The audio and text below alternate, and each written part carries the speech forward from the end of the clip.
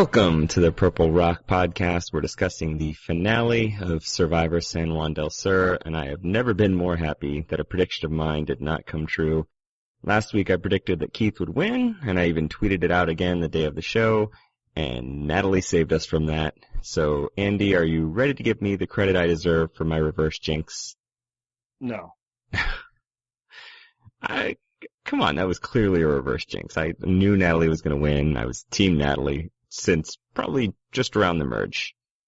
As little as reverse jinxes actually work in the real world, for a recorded event, I think even less possible. Well, I will admit that I was rooting for the Natalie outcome, but I was convinced this season was going to end terribly and we'd get a horrible winner. So. Yeah, and I stuck to the Natalie guns. I saw where you were going, but and as horribly as the season was edited, it was hard for me to believe any of those four people that weren't Natalie could win. But oddly, while I was watching, I wasn't completely cheering for her. And even though I desperately like her the best and wanted her to win, stupid gambling things had me cheer for Jacqueline just a little bit. So. Well, in my defense for my Keith prediction, I may have still been drunk from the Alec mouth-breathing drinking game last week, and if I had been playing that in the finale, I think I might have gone into a coma. Do you think Alex just had like a month-long head cold or something? Like he just can't breathe through his nose? Like maybe it's a medical condition. Maybe he's allergic to having a camera on him, and he just can't breathe through his nose when that happens. Oh my god. But hey, we should always have him in a jury. Yeah, I don't know. Is there a way to just put somebody in a jury without having them in the game so that we can get the reaction shot? Do you realize that Alec retweeted? I do. Yeah. I made a comment that I wanted Alec to replace Eliza on the lifetime jury member thing, and he retweeted it. The kid has no self-awareness whatsoever. You mean you don't think he got the joke? I'm pretty sure it might have sailed above his head. What do you think his face looked like when he read the tweet? Yeah. I'll send you a picture. All right, but enough about Alec. What we need to be doing is spending our time celebrating Natalie. Because way back on the worst episode of the season, the one where Julie quit and nothing really happened, you and I had a discussion of, like, what could happen to make this season good. And you basically just went and said, you're like, put other people on it. Yes. I had more modest goals, and it was have Natalie win it. And that's what we got. Yeah, you constrained your predictions with reality, and, you got the best possible outcome that could really be produced by this season. I just got a little more creative. But yes, you're right. The Natalie win, and I agreed at the time, obviously, but it wasn't quite where I went with it. It was the best possible finish to the season, and that's exactly what we got. I mean, she is, I think, in your mind as well as mine, the best player of the season. She deserved, as much as you can, to win this season. Yeah, I don't even think it's close. And what's interesting is, like, I was saying that, like, before she was a featured character. Like, yeah, she had done some things. We're going to talk about all of the different things she did and the way she's awesome. But, like, she hadn't come on even at that point. And from that point on, she started to and became an even better player than what she was at that point. So she's the winner of San Juan del Sur. Is that enough to rescue this season?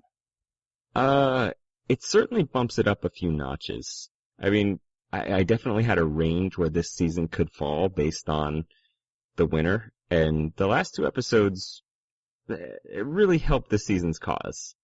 Yeah, and we'll get into where the season ranks and all of that, but yeah, I'm all in on Natalie's victory, and like she's kind of a unique winner in some respects, and Jeff promised us that, so that wasn't wrong. Yeah, what was his exact wording though? It wasn't unique. I don't know. I never read it. Okay, but it's surprising, like somebody you wouldn't have expected. And if you're coming off of the very first episode, I think when her genetic double is the first person voted out, I'd say this is a bit of a surprise. And also, like you and I don't watch The Amazing Race. Have you ever watched The Amazing Race? I think I've seen an episode or two because my best friend has frequently asked me to watch it. Yeah, I watched, a few seasons. Basically, I watched because Rob and Amber were on, and then I stuck around for a while, but not for 20s. And, you had gotten early reports like, oh god, we're not gonna like them. And I was like, I don't know. There's a lot of people, and especially Amazing Race fans, that wouldn't be into, like people that are good on Survivor. But yeah, so from that perspective, they're known, or they were kind of known as these shrinking harpies that were annoying on The Amazing Race. So from that perspective, yeah, she is a pretty surprising winner if you think of like a reality contestant that people don't really like, whose twin is the first person voted out. Well, and to be fair, the friend of mine who gave me that assessment of them, I think even he would say that once they're split apart, they're no longer quite the same entity. So this is something we do, we've had all of a day to, really reflect on this, so there's no recency bias or anything like that, but, like, where does Natalie rank amongst the all-time winners, of which we now have 28? Well, this is going to be difficult because we've never actually ranked the winners yet. We have ranked this season. And I don't mean don't give me an exact number. She is 13.5 or anything like that, but, whereabouts? Like, is she one of the better winners of all time? Is she just merely a satisfying winner? I tried to think of like a historical comp for her, whose game was most similar to hers. And I came up with two that I thought were, I guess, the best fits, but I really sold on both of them. But yeah, I don't think there is an exact fit. So I exactly. What do you got? So I went with Vesepia because she also switched alliances whenever it suited her game, and she didn't end up getting burned by it. I mean, she ended up winning. And then I also thought of Todd because similarly, they had a slightly riskier strategy at times than I would have liked, but they were both underestimated by a lot of people and proved everybody wrong in the end. So that was the best I could come up with. What about you? I think she's a more proactive Sandra. And maybe some of this is more based on the way that she was edited by the show, like the character she represented. Because much like Sandra, her arc did not take over until like her, sidekick, and actually the person she was kind of seemed like the sidekick to was eliminated, right? So once Rupert's taken out, then we get a little more Sandra. Same here, and then Sandra, she'll float at the bottom, she'll be useful. She isn't going to, let her emotions hurt her from working with people, but she's still doing things emotionally, right? Like, Sandra's dumping out fish and cursing people out. Burning Russell's hat. Yeah, but she's doing that off on the side, right? But then once it's time to play, she's like, yeah, okay, let's do it. No, the difference is that with Natalie, it wasn't anybody but me. She was actively trying to get certain people, and then at the end, she made it happen in a way that Sandra couldn't.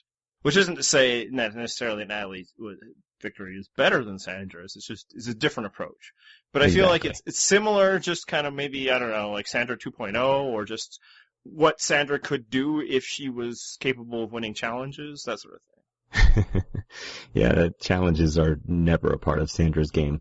I mean, the reason she didn't really jump out is just because, again, they kind of have different strategies, and Natalie was much more comfortable with being the one in control, and I think Sandra would prefer to only take control when it's necessary to do so. Yeah, but, like, when you look at Natalie's arc, I'm not sure there has been another winner that took this path, because basically she was somebody that was clearly in a majority, and then that fell through because of, swap purposes and that sort of thing. And then the bottom fell out, like her, majority fell apart, and she had to climb her way back from the bottom all the way to the top. And I don't mean, the top winning, but like she was in control for the final 2 episodes. I don't know if there's been anybody that was kind of like, in a good spot, then in a bad spot, and then in a great spot like that. Well, I can already say that I know people are going to start discounting her win just because she beat a bunch of people that, to put it generously, didn't quite understand the game very well. And, that comes up whenever, obviously it came up with Kim as well, and Boston Rob. Again, varying degrees of justification there. But as we've said with those people, Natalie was not involved in the casting process. She just beat the players that showed up to play against her. You can't mark that against her, basically. Right, and as the great John Rocker once said, it's hard to play against people that don't know what they're doing necessarily. Hey, you got any other John Rocker quotes? Yeah, like, I think, in her respect, especially this season, these players undid a lot of good players. So it's not necessarily easier to play against idiots. It can be difficult. And also, I'm never one that does that, like, oh, the quality of competition wasn't as strong. Because, frankly, if you have a really high quality of competition, there's a good chance you, as a winner, aren't very good. Like, what are you doing that you're letting people just, take over the game at so many parts? And maybe there's a few exceptions, and, look no farther than last season where Tony had to deal with a lot of different players, a lot of good players. But for the most part, great players render other players less useful. Now, I don't think that was necessarily the case here with Natalie, which is why, I think why we're looking for comps of a little less dominant players. You were thinking Vesepia. Todd might be a bit more dominant. Well, what's weird is that she was both sort of under the radar and aggressive at the same time, which is, it's hard to find someone else that's done that. Yeah, and bravo, by the way. Like, that's fantastic. If you can pull off that trick, that might be the best way to do it. I think most people can't. No. It's kind of hard. I mean, they're almost in opposition with one another.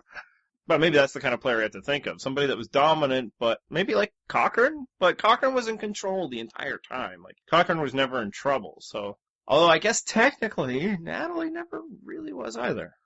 I mean, depends on how much you believe what we see on the edit that we get. Yeah. Well, I mean, we can only really fully judge by the edit we get, right? Like, at the end of the day, we aren't talking about a television show and the story. But I guess where she was in real trouble was after the swap, where if they'd lost twice, she probably would have gone home. And then if John and Jacqueline hadn't gone with, and voted out Josh, then I think Natalie never would have had a chance to do any of this stuff.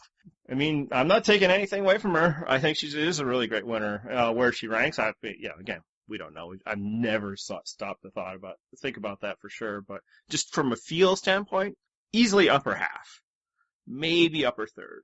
But I don't know about top 10. Upper third gets upper dicey. Third would be top 10. Never mind. Yeah, exactly. Nah. That's the exact reason that it gets dicey.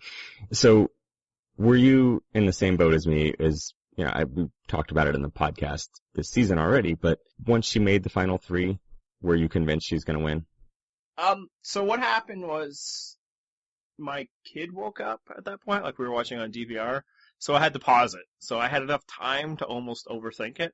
And so there was a few moments where, like, it wasn't like there was anything on the show that made me feel like she was in trouble. But I just started looking at who was on the jury, and I'm like, these idiots could muck it up, right? Like, a normal jury just is, is like, she's got it made. Because, we were saying it last week, Natalie can beat anybody, she just needs to get there, and we'll talk in a minute about what she did to get there. But then I was like, oh, but this is Alec, Wes, and Keith. Like, could you see them just voting for Jacqueline because maybe Natalie wasn't nice enough to them, or because, Jacqueline's hot? Like, I was just kind of running through the jurors, and, obviously, John, Jeremy, and Baylor were obvious. So, take those out. I was pretty confident Josh and Reed would vote for Natalie. So was I. I guess I was actually kind of wrong, but not really. We can talk about that in a second. Yeah, we'll talk about that one later. I actually thought Alec would vote for Jacqueline, just because, he seemed to be closest with John and Jacqueline. The idea of voting for gameplay or whatever didn't seem like something that would occur to Alec. Nope. But it was just like, I actually have no read whatsoever on what Wes or Keith could do. And it wasn't necessarily that I thought they would vote for Jacqueline. In fact, I thought there was a chance maybe even Missy. It was just like, I don't know. So that was where there was some doubt. It's just like, watch that be how this season lets us down. This jury is just dumb. Yeah, so that was the terrifying thing, is that 3 people who are basically total wild cards are jurors, and you're just thinking, like, why do these people get a vote? Oh, right, because they have to. Yeah, they played the season, and each one of them made the right call, so I shouldn't take it away from them. And as far as Reed, I think a lot of our listeners already know this, but basically he voted for Jacqueline to keep Missy out of third, tie for second place. That was all he was doing there. Which, bravo. Yeah. I love the spite vote at the final tribal. And I'm okay with it. Whatever. I mean, some people get up in arms about it, and I think those people are probably playing in fantasy leagues where you get points for that sort of thing. Because really, when it comes to, like, vote totals, there's basically only 2 that matter in the sum up of the way the person played. A unanimous vote is pretty encouraging for how good a player you are, or a one-person vote is maybe a little discouraging. But after that, it doesn't matter whether it's 6 votes or 7 votes or whatever. Exactly. So yeah, it wasn't like the show made me feel like Natalie should lose. I was just like, oh, wait a second. These people actually have to vote, and I'm not sure what they're going to do. But yeah, so she had to get there. What did you think about her voting out Natalie? Or sorry, Natalie voting out Baylor. Exactly. I loved it. That was her best move of the whole game. And to be fair, she had several good moves in this game, and that was still the best one. Yeah, so when it happened, I was basically dumbfounded. I was just like, what? like, you know, all this talk about her thinking about Jacqueline, and Vicious is like, yeah, whatever, show. Like, it's obvious. It's gotta be Jacqueline. And again, I paused it and actually grabbed something to eat because I was hungry, not because I needed some time to process. And within that, I figured it out. And again, I thought it was brilliant as well. Yes. And it was like everything we talked about last week, everything I was worried about, that she was basically put in a position that if the other person wins at Final Four, and in this case, that person would have been Keith, she's screwed because Missy and Baylor aren't going to vote for each other. She worked it out and took that out of the equation. Yeah. And that's basically the exact conclusion that we arrived at because we did the same thing. We're like, whoa, this is not what I expected. But I mean, with me, it was near instant. It took me probably 10 seconds and I was like, oh my God, wait a minute. That was the best possible move. And so then, much like you, a few seconds later, we're talking it out, my wife and I, and I'm like, okay, yeah, so here's why. Here's the various iterations that could happen if we get to the Final Four. And we're like, yeah, all of these make a lot more sense for Natalie than keeping Missy and Baylor both around. I'll cop. It wasn't a few seconds for me. It was like, and my wife, yeah, she'd come on again, but not that it was an invitation. You would say, like, I was working it out loud. Like, I was just like it broke the system from it. So it probably took me about 5 minutes to get there. Cause yeah, it never even occurred to me. When it was just like, why are you doing that? Like, all I could say is, oh, she's just showboating for the jury.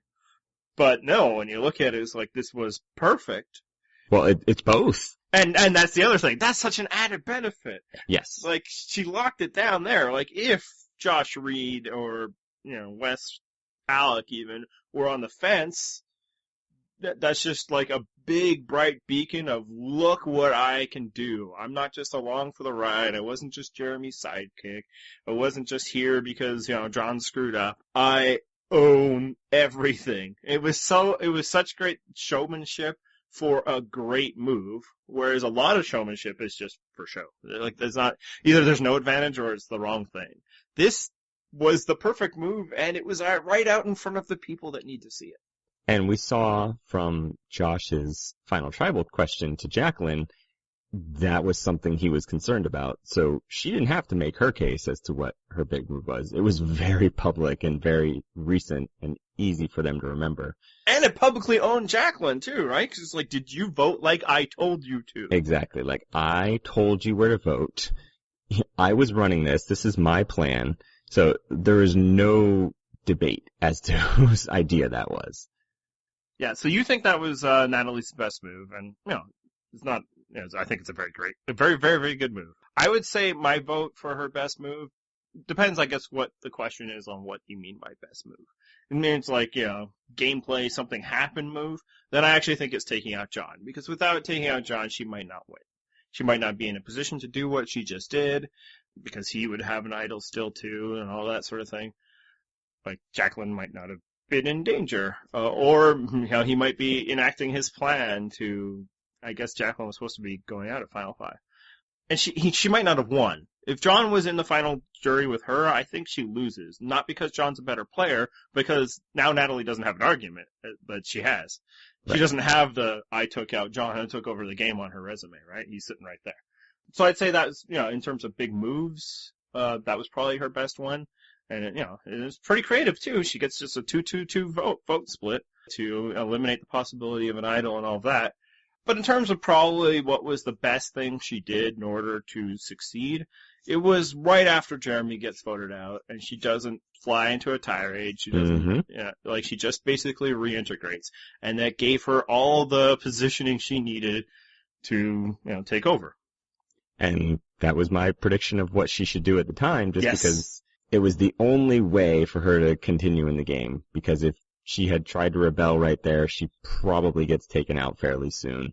Yeah, people are still kind of riding high about the emotion of taking out Jeremy, and then they'd have to deal with that too, and they're just like, you know what, let's just get rid of her. Let's work with Reed. It was probably what would have happened. Right. And then also, we didn't dwell long enough on Natalie's move. The taking out Baylor thing is even better because since Missy couldn't compete in challenges, you're basically guaranteeing you now have a 1 in 3 shot at getting immunity. Mm-hmm. So it ups her odds of making it to Final Tribal substantially. That's why it was so beautiful to me. It worked on so many different levels. I mean, well, and I think it's probably more of the signature move of the season. Like, it'll be the one where we reference as like a strategy of a thing to do. Like, voting out John is something that happens. Hey, this guy is a bit ahead of you in terms of the game. Take him out. It's like it was, but it wasn't unique necessarily. right. That it happened in Final 6, 2-2-2, those things made it unique. But yeah, nobody's done this, like, to the point where it hadn't even occurred to me. I figured she just had to, like, ride it out. She's got her goats and Missy and Baylor, so it was just kind of like hope that things go well at Final 4 was where she was at. And I wasn't the only one. Spencer had the same thing on Rob as a podcast. Like, a lot of people were at the same math. It was like, she needs to win, or at the very least not have Keith win. And she figured out the hack to that. And at a point in the game where most people were just like, yeah, okay, we vote out this person and then hopefully vote out that person. Like Tony didn't even think about this. I don't know. Tony might have thought of something. Well, I guess he took out Trish, so. But yeah, it was really great at a time where I think most of us expected nothing great to happen. Which I think kind of brings into another question or part of the discussion. I'm just going to jump a bit ahead. Like, some crazy things happened this episode. For a final episode, that's usually not the case. So what did you think of the episode as a whole? I mean, as far as finales go, like you said, a lot of times there's not a ton of drama left in a finale. I mean, you're basically... there might be some drama as to who exactly makes it to Final Tribal Council. Or maybe there's one underdog that you're still like hoping can win some immunities, but there's a lot of play to be done still. Right. I mean, like last season, Spencer's that underdog, but it was pretty clear that he had a very difficult path if he was going to win the season. Usually not a ton of drama. Last season, I guess. We can't call it last year. But last season, the best drama we got was Wu picking Tony, but even that seemed pretty obvious just because why would we have gotten so much Tony if he was going out third? So as far as finales go, this one was pretty high up there. Yeah, so I'd say the in-game stuff up until the Final Tribal Council was really good. Obviously, the live interstitials were beyond useless. Oh. And Final Tribal Council itself was an almost complete dud. But I still think it's a good episode. But I think, I'm not over the moon. It wasn't like an A or anything. A solid B+. And again, to your point, probably better than most finales in that more interesting things happen. Usually the most interesting thing you can say about a finale is, a few speeches or answers at Final Tribal Council. Yeah, but did you know that the survivors only eat 1 bowl of rice a day, though? Do you need a visual aid so you can see what 1 bowl of rice looks like? Well, what I found interesting about that is apparently a bowl of rice is less than what we typically eat. Oh, did you realize that most people eat a breakfast, a lunch, and a dinner? Even in some places, they do have bowls of rice, but at breakfast, lunch, and dinner. Oh, you are blowing my mind. I wish I had a visual aid that could somehow tie this all together for me, make it much more apparent. Wouldn't it be cool if Probst, snarked on the Make-A-Wish kid? It's like, yeah, really cool challenge, but, it did break one of our players' ankles, so... I was actually thinking at the time, I think I paused it and said this to my wife, and as an added benefit, he took out Missy's ankle. But yeah, so there was the fireworks. Obviously the biggest one was Natalie voting out Baylor, but then, Jacqueline wins a challenge. How about that? Yeah, and they gave us the edit that made us think she might have died. Apparently it was actually pretty bad. And what's more is that she didn't go for her numbers once. She went twice. Oof. Maybe one of those falls knocked the sequence out. She knew the numbers, but she got the order wrong. But that's how far ahead she was at the end, that she could go back. It didn't matter. When that challenge was happening, I kept saying to my wife, it's the way to do this is you just pace yourself. Take your time during all of this, puzzle piece gathering. Don't dawdle. Don't fall behind. But if you're a little behind, and she wasn't that far behind no matter what Probst wanted to say. Mm-hmm. It's like, Jacqueline, so far. It's like she's untying her final bag while Keith is bringing his bag. She's really not that far. But it's like, it's puzzles. The puzzle is all that matters at the end. Tony Right. would get to the puzzle before anybody all the time, and he never won. But the problem was, I was like, but I don't know if Jacqueline's good at puzzles, right? Right. We barely had any puzzles this season. Of those three, I was like, who's better at puzzles? Like, I'm pretty confident it's not Keith, but I don't know. I don't know if Natalie's good at them. I don't know if Jacqueline's good at them. And that's what it was, yeah. And like always, puzzles balance things out. It's like, sometimes it's not even that bad to be a little behind on the puzzle, because you get to kind of look at what people are doing already. Exactly. But yeah, so she wins, and now she's got the big choice. And did she make the wrong one? Well, hindsight being 2020, obviously she did. But I do understand her argument that she had no way of knowing in the game that Natalie would have as much support as she did. Because from her perspective, at least if you believe what she said, Keith seemed really well liked. Like he was, he had a bunch of people from his tribe that liked him. No one really actively hated the guy. So in her mind, she should have at least still known that Josh, Reed, and Jeremy were probably going to reward the best game, because it was pretty clear that they were bigger fans of the show than she was. So even if you don't recognize that Natalie's was the best game, you at least should recognize that it's not Keith. I think there's enough of an argument that she should have been smart enough to take out Keith there. Or not take out Keith, you mean? She did take out Keith there. I'm sorry, to not take out Natalie. Keith. Yeah. Yeah, was it a mistake? It's hard to say, because, obviously Probst did that thing at the reunion, whereas, like, if it was Keith. Total waste of time. Yeah, now, yes. Let's talk about that briefly, as we probably do every time. Don't buy that. Don't believe that, necessarily. What people say when they're sitting there at a reunion show and they've watched the season, when they're no longer in the heat of the moment, is almost all but useless. To the point where in Philippines, they just messed with Probst. And Carter and Penner were like, no, we wouldn't have voted Malcolm. But I do think that there's a good chance that Keith would have beaten her anyway. Was it a mistake? My thinking is she might have had a better shot against Keith. Like, she had no shot against Natalie. Maybe she would have had a shot against Keith, but ultimately, she might have just been choosing who she's losing to, so it doesn't matter that much. Where I would have liked, like, if hindsight 50-50, as you say, put Keith up there. Or 2020, if you prefer. We have the metric eye system. Okay, that's what it is. Well, yeah, put Keith up there and, like, let him try to argue his case in front of the jury. And maybe he loses himself a vote or two of people that were like, hey, cool, Keith the underdog did it. Let's vote for one of us guys.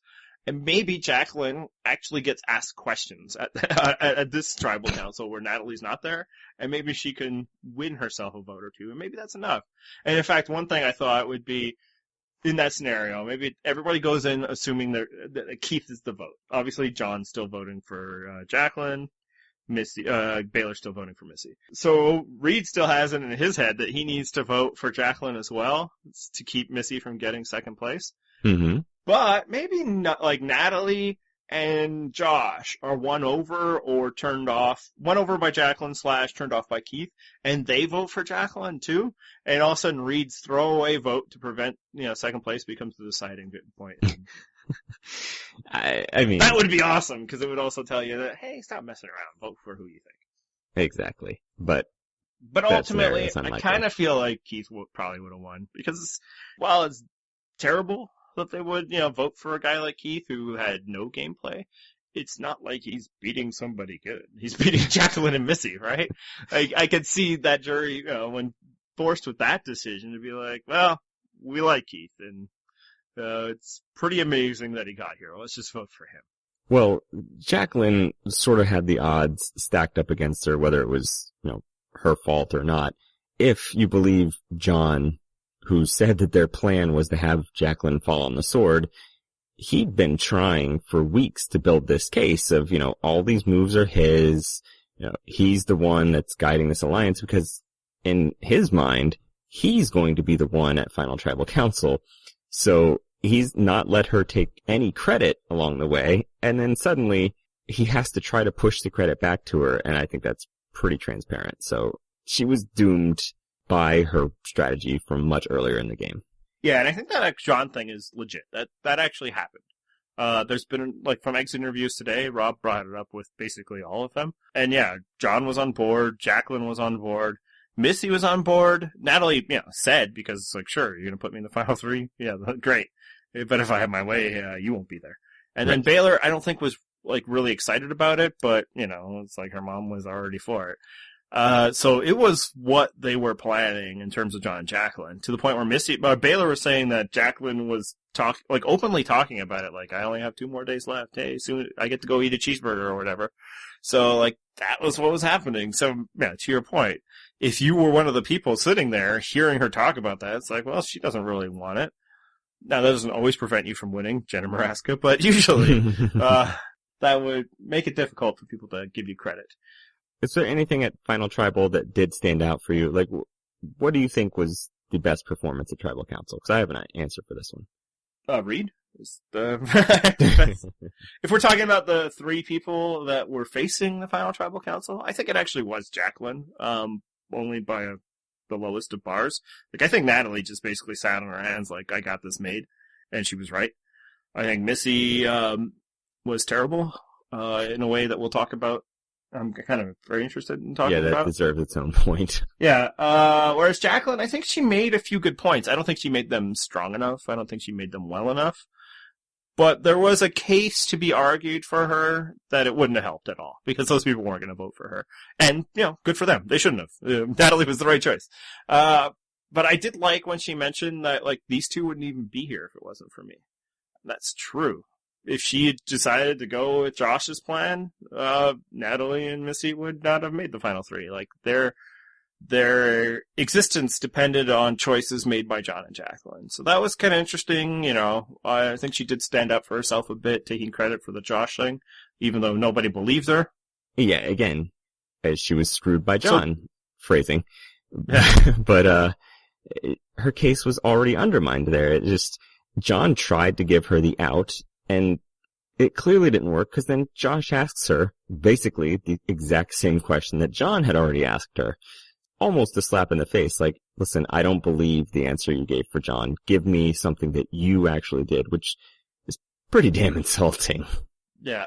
And, like, what could she have done better? She could have answered that a bit better, like, gone into it a bit more. Even, like, she should have sold John out. Like, no, John wanted to go with you. And I knew that if that would have happened, he would have been, if not next, soon to be next after Natalie. But, yeah, so she didn't. Ultimately, it was clear by the way the vote went, by the way that the rest of the questions went, by the way Josh framed his question, that it didn't fucking matter, and they didn't care. Sorry, I just made our editing a little more difficult. But yeah, most of the jurors were useless. Like, it was a bad tribal council. Like, they did not care. Well, I thought what was funny to me is that Jeremy played the hype man, which has become a shockingly common thing at Final Tribal Council lately. Like, if I'm ever on Survivor, I'm going to identify my hype man, and I'm sending him or her to the jury immediately after the merge. But he was a terrible hype man, It's like his heart wasn't in it because it was, like, unnecessary, probably. And look, that was true with Spencer last season, but, he took a hold of his own moment. It's like, Tony's going to win anyway. I'll at least win some style points by talking. Whereas Jeremy was just kind of like, you did your thing, girl, or maybe that's what he said when he voted for her, but something equally inane. Some catchphrase. But anyway. I don't know. Like, he wasn't interested, and, like, the main thing, he did try to make sure to get in at that and at the reunion and, like, every Ponderosa. I'm a student of the game. Well, good for you, Jeremy. Like, honestly, by the end of this, I'm over Jeremy. Yep. We'll have another question later, and his name's not going to come up. So, like, he wasn't even that exciting a hype man, Like, this wasn't, Spencer, hyping up Tony or, David Murphy with Boston Rob. It was just kind of like, we all know it's Natalie. Just let it be Natalie. Well, and speaking of Natalie, though, I think you kind of undersold her earlier because, yes, it seemed like she sat on her hands at Final Tribal, but I think partly that's because before they got to Final Tribal Council, she already started buttering up Keith. Do you remember when she's telling Keith. Like, oh, you're a big threat. Everybody likes you. You're this likable fireman guy. Knowing that he's about to go to the jury. I think she intentionally wanted to get that out there so Keith thinks like, oh, wow, what a nice lady this Natalie is right before he has to go vote. Yeah, I mean, look, this isn't a judgment on her. She was taking a knee, running out the clock. She had already won. At this point, victory formation. Yeah, like, she couldn't have helped herself anymore. She could only have hurt herself. So, like, her opening speech was whatever. Honestly, I am past tired of people are always like, outwit, outlast, outplay.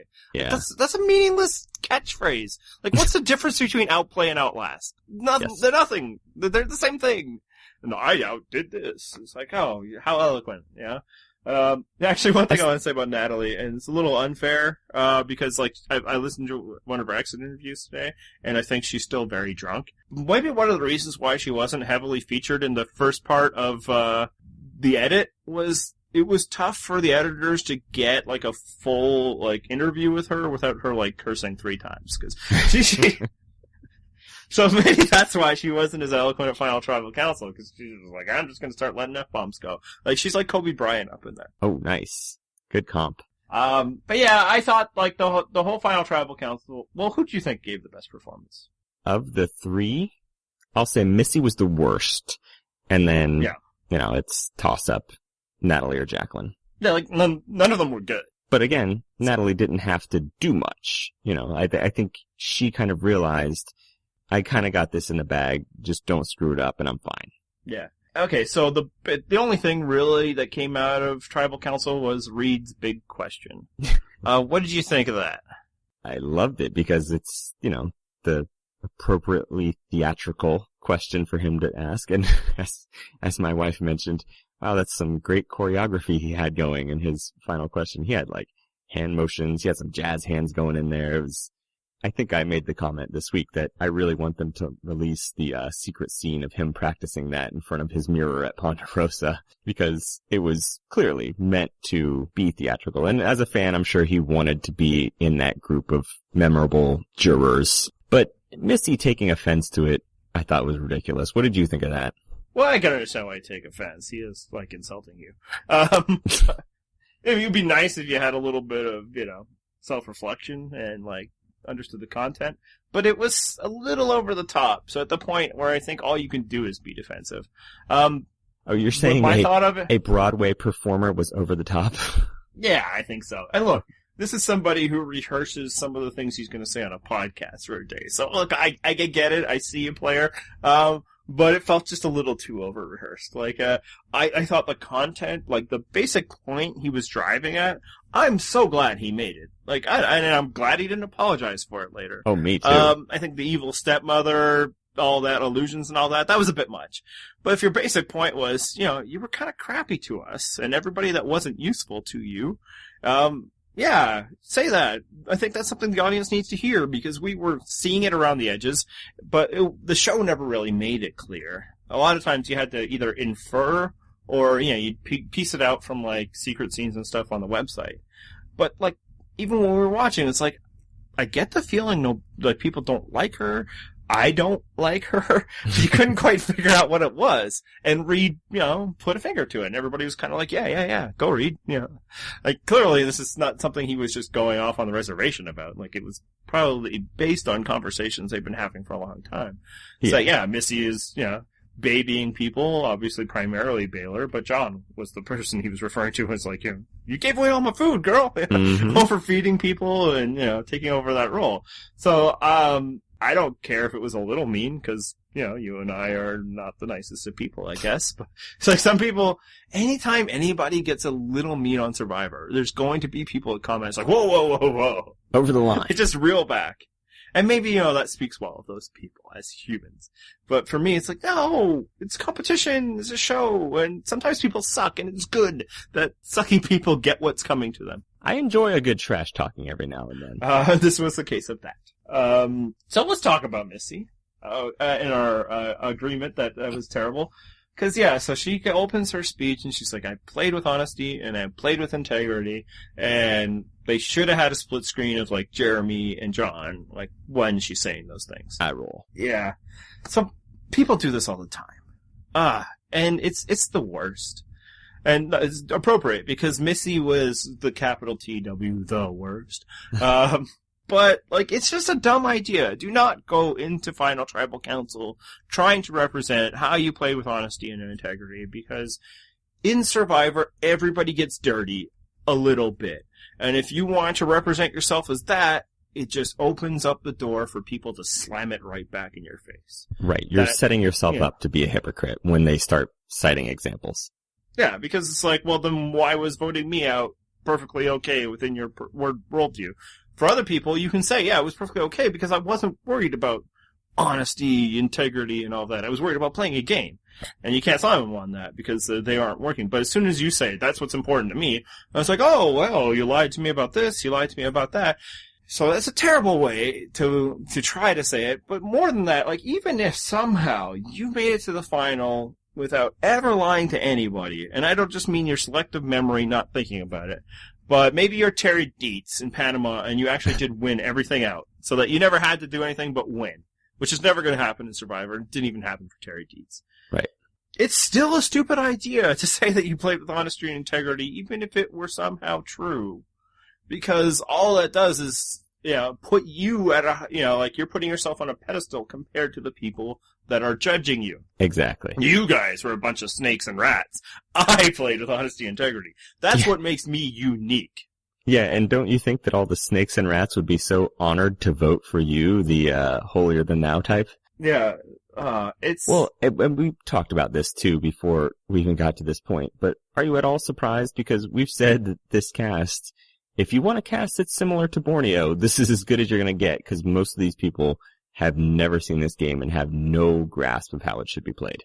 So the fact that we're getting that honesty and integrity thing, much like a season 1 type pitch, not surprising. Yeah, I would say it's almost a throwback, except that we still get it every once in a while from people that should know better, right?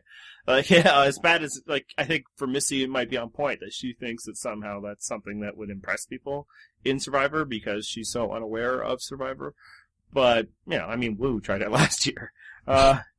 It's a recurring problem, and if any of our listeners are ever on the show, I don't think they'd be the kind of people that would argue for that, because if you're into that sort of thing, I don't know why you listen to our show. Which isn't to say you and I have no honesty and integrity, but we clearly don't respect it as a principle in Survivor. Just don't. Don't do it. Don't try to present that you are a better person than those judging you.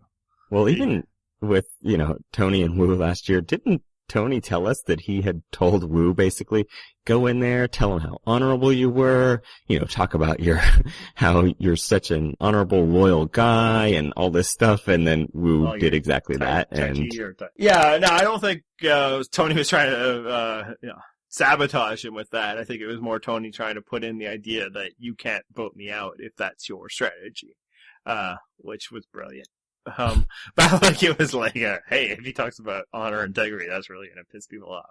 It was more like, if I can get there, I'm gonna win. So what was really interesting about this season, and with Natalie winning, and we touched on it earlier, is her genetic double, the person that up until this point was always her. It was like they were a duo. Was the first person voted out, and she wins. Like, what does this say about Survivor as a game? Because it feels like a psychological experiment. Yes, psychologists would kill for this scenario, right? I mean, yeah. And Natalie ends up on this well-fed tribe that doesn't lose challenges, and then Nadia gets stuck with this bunch of losers that don't like her, and it almost ends up being like a Trading Places type experiment. Like, oh, let's see what happens if we put one of them in a good situation and one of them in a bad.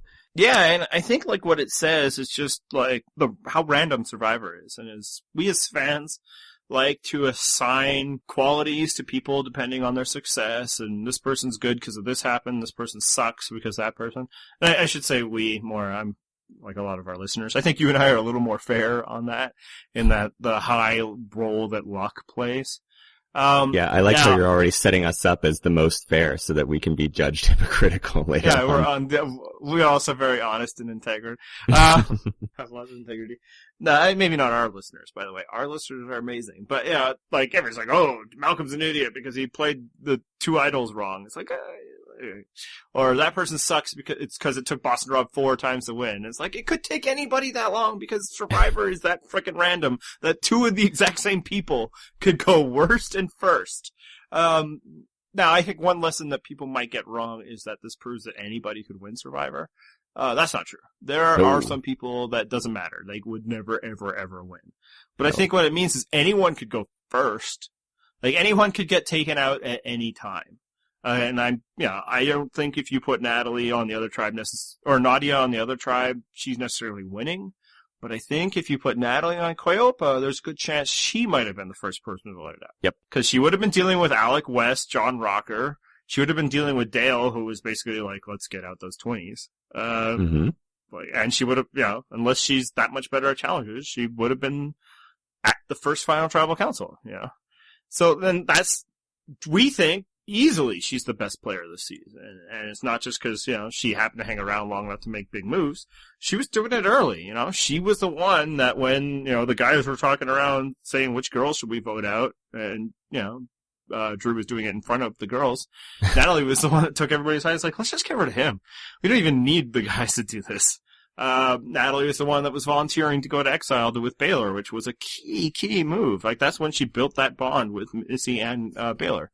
So she was a great player throughout, and I think it's not hard to imagine a scenario where flip things around and she is the first person voted out. Yeah, and Nadia takes her place and does the exact same thing and marches to the end. Well, possibly, yeah. So I think it just totally underscores the role that luck and circumstance plays in Survivor, As much as people like to talk about, Redemption Island being set up for Boston Rob, flip those 2 on different tribes and maybe it isn't. Although maybe that's an argument that, they tailored his tribe for him, but not Russell. But it's hard to imagine that they wanted Russell out third. So it's a high variance game. Yeah, when we get into the discussion of what next season's going to be, I think that, that point's gonna come back into play. Well, look, a player like Spencer. We thought he would be awful. Like, this guy is gonna be so hateful. But he's put on a misfit, terrible tribe, and suddenly he's a lovable underdog. It's like one of people's favorites ever. And the truth is probably right in the middle. That, he's an intelligent kid with a great love of Survivor who didn't get to play the game that he wanted to play, so instead he played the best that circumstance allowed for him. Mm-hmm. And that's just, it's just so stunning. They're like the same person to the point where, like, I didn't pick Natalie in Fantasy Survivor because it's like, I don't know. Like, I think one of them's going to do well, but who knows which one? Yeah, whichever one doesn't get voted out first will do well. And I thought it was a good chance that one of them would. Yeah. So, big question. We spent the summer ranking seasons 1 through 28, and now we have a 29th. Where does this go?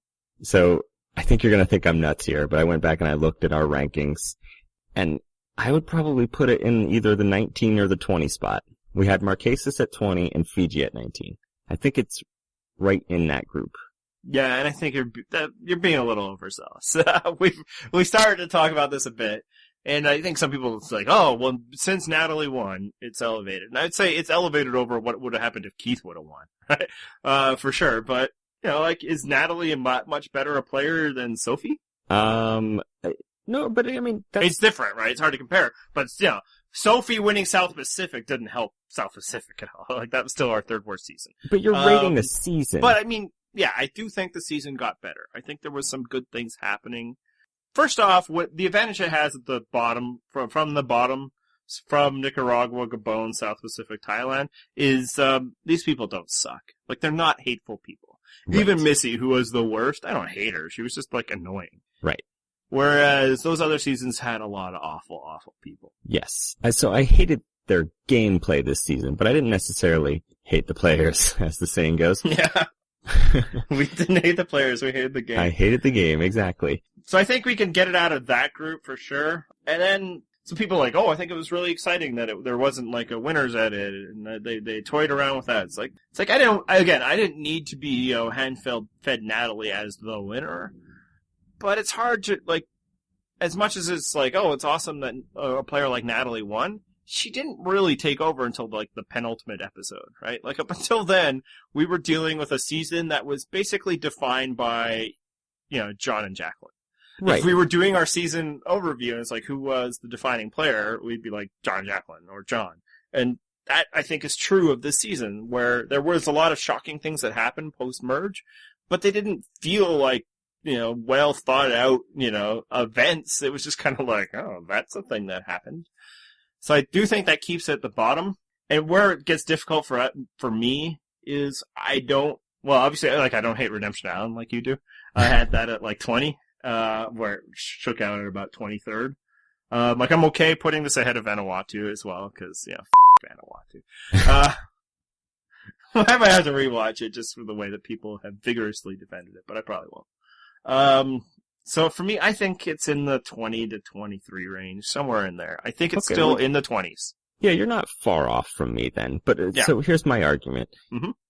We had an early, incredibly entertaining episode with Drew's boot. Mm-hmm.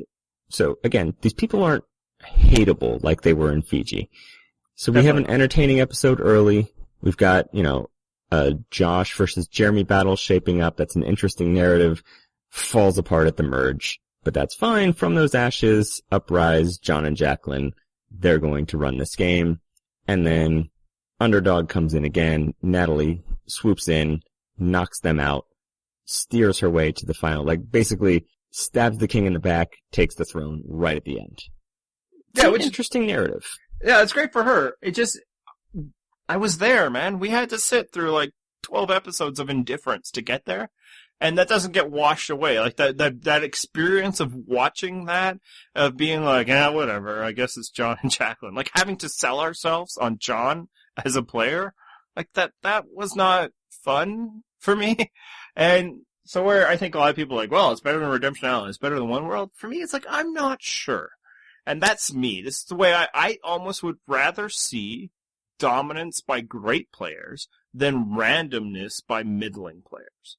So that's, and I legit don't know where I stand on that. So that's why I'm putting it 2023. It's still not like, I don't think it was a great experience getting to a very satisfying end. Because we still had to sit there and we're like, oh, I guess Jeremy's a good player. Even though like he felt off the whole time.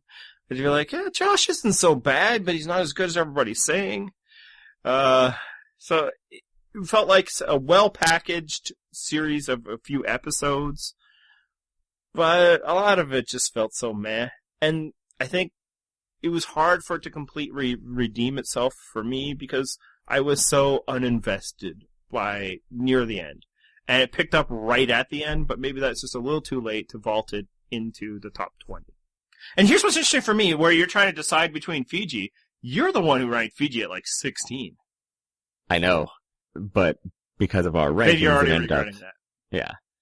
Yeah, 20. So, I mean, Fiji's an interesting comp just because, again, it's a bad cast, but in an entirely different way. The way. lows were so much lower in Fiji. Yeah. Yes.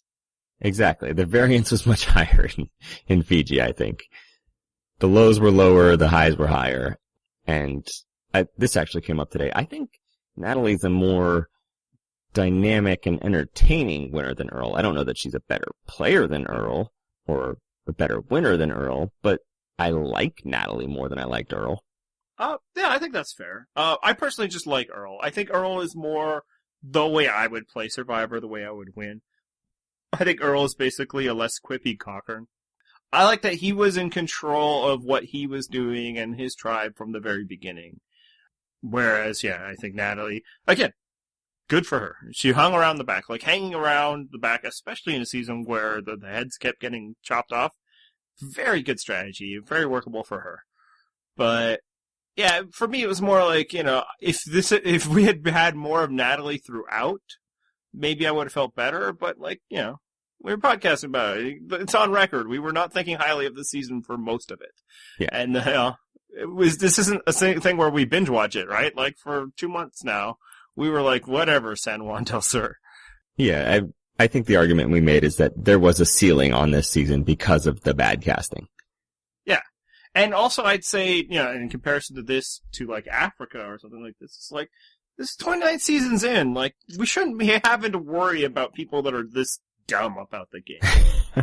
And that's on the show, right? It's like, I'm fine with you recruiting.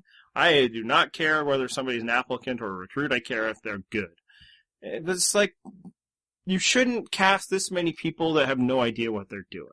And hopefully they learn that lesson, because by all indications, they are not very impressed by San Juan del Sur. They were not very interested in talking about this season during the reunion.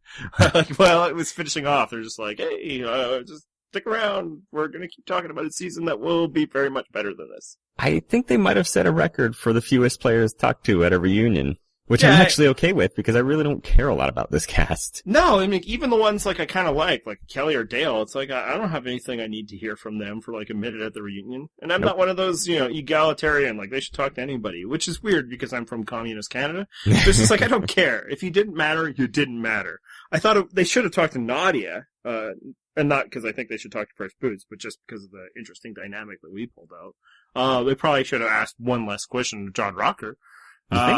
But other than that, whatever. It's like, you know what else we definitely did not need at that reunion was to see examples of the 3 types of colors that Probst has identified for next season. What do you mean by white collar? What, is this for the 6-year-olds in the audience? Here's a question I have from the live show and the reunion. Should we be watching Survivor with our children? Like, apparently a lot of kids are into this, and we always wait till they go to bed. Are we missing an opportunity to get more television time for ourselves? Okay, well, I actually have an answer for this, because my daughter has occasionally woken up or not fallen asleep, I should say, during Survivor, and she'll walk in, and I'll let her watch an immunity challenge, and then I'm like, all right, yeah, go to bed. Yeah. But I'm not really keeping it from them. It's like, I don't want to watch this with you. I don't have to explain it to you. This is serious business. I gotta talk to strangers about it. That's right. I have tweets to make. Yeah. All right, so before we close the book on this season, question we always ask is, who would you like to see back? And I want to make sure I'm phrasing it not like other shows and other discussions I've had, or like, who would you like back for an all-star season? Because if we're talking all-stars, I think there might be only one. But the bar for taking people back for just seasons is much lower than the term all-star. If they're doing a Blood versus Water or Caramo, and those weren't stars. These are characters we think might work again, and or are romantically involved with characters we would like to have. So pick 3. Which 3 people would you like to see again? I can only pick Natalie, because there is no one I want to see back from this season. Man. I don't complete the thought exercise. I barely even want to see Natalie Say John back. Rocker, Oh God. You know what? So the only reason that I'd even really want to see Natalie back is if they have some sort of all-winner season, I can just see Natalie teaming up with Sandra and just me loving it the whole time. Like, I feel like they'd be awesome allies. Oh, complete snark fest too. Right? They just be bitching about people left and right. It would be hilarious. Natalie's the easy choice, and part of it, like, I still want an all-winner season, so any season I'm going to be like, winner, At the end of Nicaragua, I would have been like, Fabio, sure. I'd like to see him play against real players and get voted out very early. And actually, Nicaragua, that might be the only answer. I've since come around to the idea of they could bring Marty back. Not because I thought he was good then, but he seems like he realizes that he was flawed heavily. I mocked Nicaragua to him and on actually, Twitter. He responded to your tweet where he said did. Nicaragua sucked, and he was like, I agree. Or he said agreed. I favored that one. That was good. Yeah. So I think he's got he has a good understanding of his mistakes and the game. So Natalie, yes. See, for a while I would have been like, I'm okay to see Jeremy against non-morons, but dude is just all about himself, and it's just a little too. It's off-putting. Yeah, it's just like, calm down, man. It's over. Like, it was through every Ponderosa video, it was clear he was still still playing a bit, which. Look, it's tough. I know it's a bit of a psychological thing, but it's just like there's no humor in him other than finding humor in how people suck. So instead, I'll go with Josh. Again, He was also flawed. And Baylor actually pointed this out in her extra interviews. Like, that early play, it was just too much. It put her on alert that, like, this is a guy I'm gonna need to get out, not a guy we need to work with. And we pointed that out. It's just like, don't get cute. Just vote somebody out. Here's why I'm gonna shoot this one down before you even finish your argument.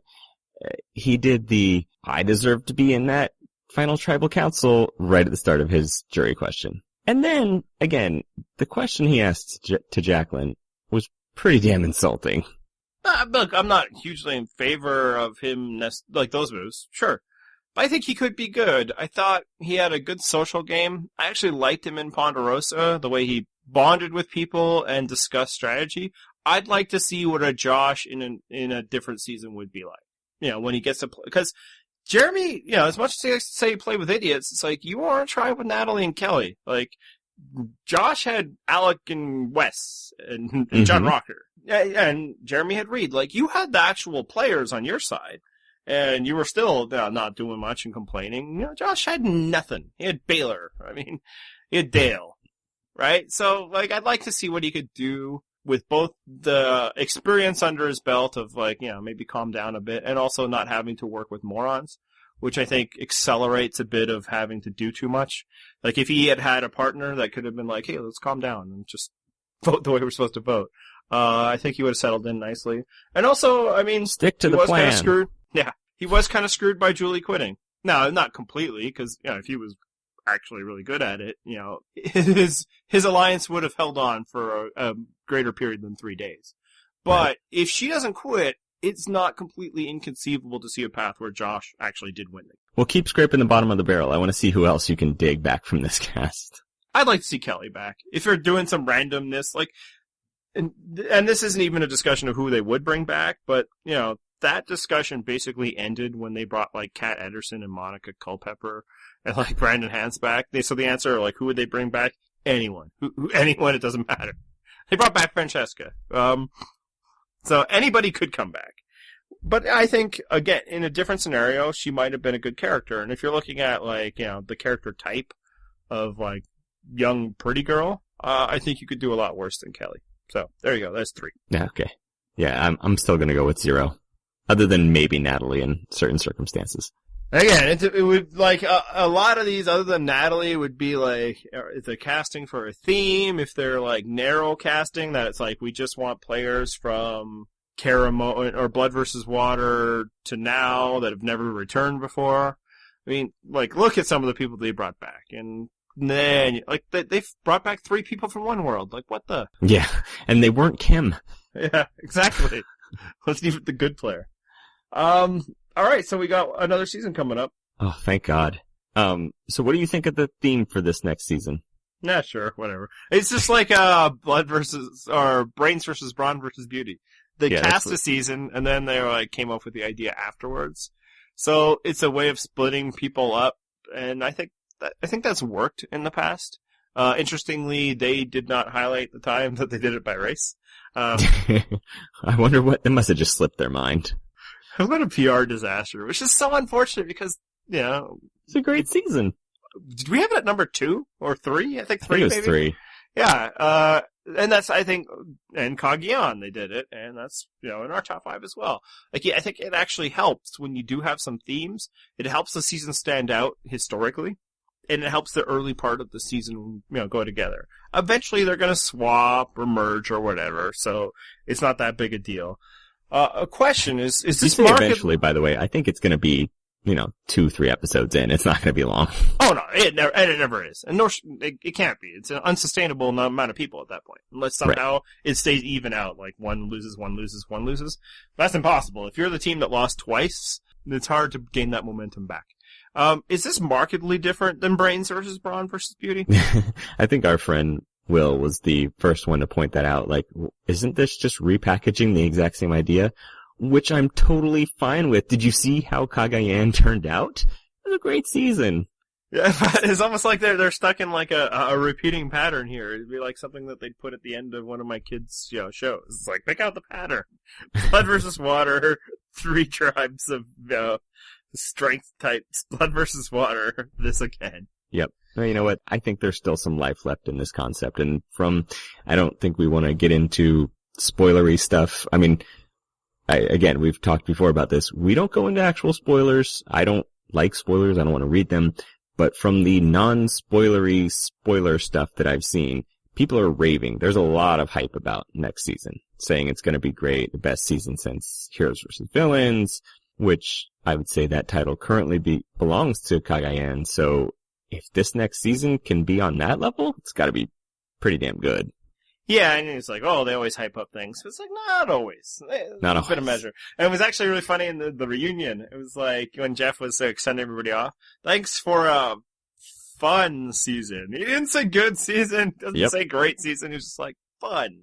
As in, that girl, she's funny. She has a great personality. Yeah. One thing for this is that we don't have to play that game of, are they attractive enough for this tribe? Or is he too attractive for this tribe? So at least now they get to spread out maybe the potential eye candy, you know? Yes. You can be attractive and be white collar. You can be ugly and be no collar, which is apparently a thing. My proposal for this is that it should just be called shirtless. Because I bet that's just going to end up being the model/actor tribe. The Mactor tribe, if you will. There'll probably be some, like, tattooed alternative person that may or may not be attractive, you know?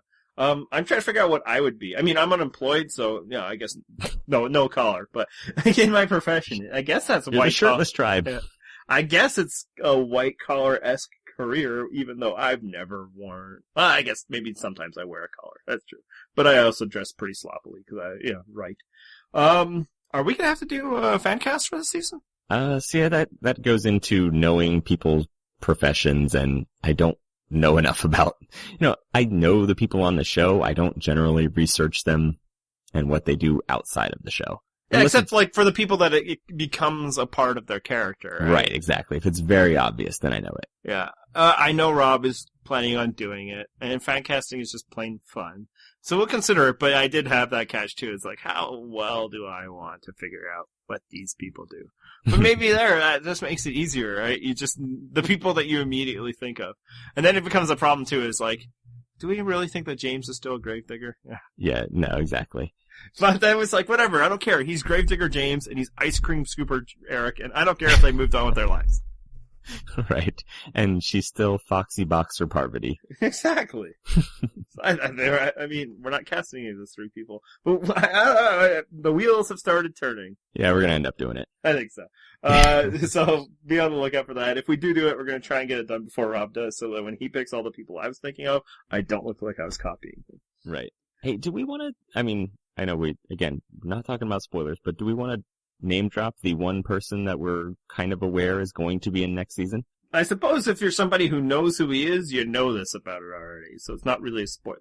Okay, well, because I mention this only because I've already been doing some work here, because I'm convinced that I want this person to be a guest at the end of next season, the way that we did with Tony last season. I've already started laying that groundwork. I don't know if he listens to our podcast yet, but I have a feeling he will once his season starts. So there is a certain person that we follow on Twitter. I don't know if you want to spoil this or not, but he's going to be in next season. I've seen it in several places. Yeah, the rumors are true. Yeah. Although I will say he's been tweeting a lot. But I'm guessing the season was already shot a while ago. Oh, it was a long time ago. And there was a very distinct break where he was gone for a period of about 45 days. There you go. So yeah, a big Survivor superfan that's in the commentariat is rumored to be on the show, and you're already picking him and hoping you get the first pick overall in your fantasy drafts, right? Oh no, I'm convinced that much like Cochran's first season, he's going to be too grating on some people. His snark might not go over that well with everybody else as it does with me. Sort of like the Tyson and Tocantins thing, where I thought he was funny, but that doesn't mean everyone else there thought he was funny. No, I'm pulling for the YouTuber. Why not? Oh, God. That's right. We do know another person that's going to be on, supposedly. Yeah. And hey, that's like such a 21st century no-collar job. God, why are we using no collar? Plus, I like the idea of calling her shirtless. It'd just be funny. All right. So, this season, let's put it to bed. If you have any comments or questions about what we said, we're not going to really respond to them on air for a while. But, we reply. We'll tweet at you. We'll email you. Those sorts of things. Yeah, so at Purple Rock Pod on Twitter. You can email us, purplerockpodcast@gmail.com. Or you can leave a comment on our blog at purplerockpodcast.wordpress.com, where we should probably post our rankings. Didn't we? No, you didn't. We posted the episode. And then you were like, I'm going to do something more. I'm going to add commentary. And then it's like, that sounds like work for John. Yep. and that's why it didn't get done. Hey, you're unemployed. Couldn't you use some work? I might be doing it. So let's we had some people on the season. Just wanted to give one more extra thank you. Who were those people? I believe the fill-ins for me when I was gone this season were Emma and Billy. And then we also, of course, last week had our only guests of the season, Heather and Dave. So if you're into guests on this show, sorry we didn't get 2 more of them this season. But sorry you had to listen to us talk. Yeah, frankly, we were pretty burned out from having so many guests this summer. We joked about it, but we really were. It's a lot of effort to schedule and to coordinate and to record with guests. And frankly, we're lazy. We just don't want to expend that kind of effort every week. And it's also like it's tough for John to get his points in because you're gracious and you let guests in. Like I'm a high volume shooter. I'm just gonna get my shots off no matter what. You are the Kobe of the podcast. Yeah, I'm a shooting guard. It says shooting in the name. So, but yeah, I did find that you were getting shortchanged a bit when we had guests. But no, thank you for the people that appeared on the podcast, and most importantly, thank you for the people who listen. When we stop and think about it, it is kind of bewildering that we have an audience, and we really value the way we do, because it's fun for us to talk, it's fun for us to think through Survivor, but it wouldn't be very fun if nobody was listening. Exactly. And we appreciate all the comments and emails and those sorts of things that we get from you guys. It's fun interacting with you. We like to discuss Survivor, obviously, and we like to discuss it with you guys especially. And it gives us a lot of material to steal and repurpose as our own. So thank you for feeding the mill. Right. And I just want to say in advance that if I happen to miss any podcast next season, you can assume that it's because I can now go to Cuba. But it's not that interesting. You don't know. Yeah, I don't know. I mean, I could have gone the entire time, but I haven't. You already live in a communist paradise, so you know what it's like already. That's right. But when they have Survivor Cuba, that will be the bomb. I'll just swim over there. There you go. You can spoil the entire season. Yeah. Hey, anything else? No, that's it. Just one more final thanks to everybody, and hope you'll have us back next season. Or we'll have you back next season, more importantly. That wasn't worth anything else. Theme music!